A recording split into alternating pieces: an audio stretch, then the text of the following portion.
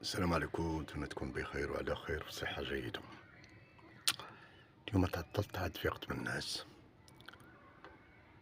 وأنا كنفكر في هاد النافذة. شنو الموضوع اللي غنهضر عليه؟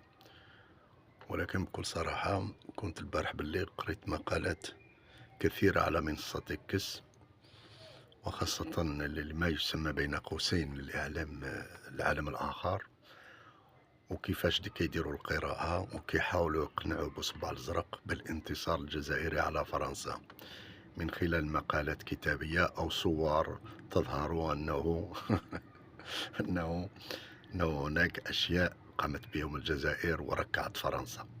مثلا استقبال وزير الخارجية الفرنسي لم يستقبل بأحمد عطاف، في حين وزراء العالم كلهم لا يستقبلون في المطارات وإنما يأتون للوزارة بطرقهم الخاصة، كتصيفط لهم شي مسؤول صغير ولا لا ما تصيفط حتى واحد ويجيو للوزارة.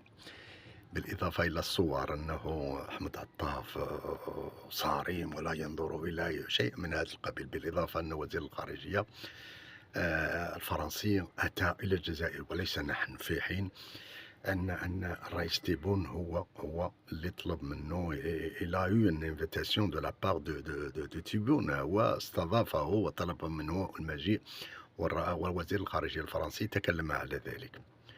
واكتشفت أن الجزائر فيما يخص المشاريع في جميع الميادين سندشن، سنفعل، في عام 27 سيكون، في عام 28، يعني الكلام على الفوتور، نديرو.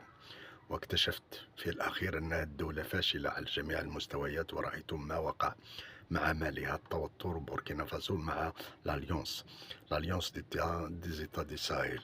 إذا التوتر وكتسد على راسها، يعني غير غير تخاصم كتسد الأرض والسماء، وأصبح الجزائري مسجونا بريا وجويا، يعني وهو يفتخر بذلك، وهذا مما يدل أن بوصبع صنعوا واحد المواطن بصباعي ساهل تلعب به كيف بغيتي. اذا انت كيسجنوك وانت فرحان، كيسجنوك برا وجوا وانت فرحان، توترات جميع المستويات. واكتشفت كذلك انه مع اكتشاف كهمه كبير ان المشروع الوحيد الناجح اللي يمكن جميع المواطنين اللي عندهم دي كومبيتونس في هذا الميدان يطلبوا العمل في الجزائر هو التبردع. كنتي فنان، كنتي كاتب وكتعرف تبردع بصبع الزرق، سير طلب، دير الطلب وتحصل على المقابل كبير في الجزائر. انا من هنا كنقدم راسي الى عندهم العمل في هذه السنه، وغنساهم في التبردع ديال بصبع الزرق في الجزائر. يومكم سعيد.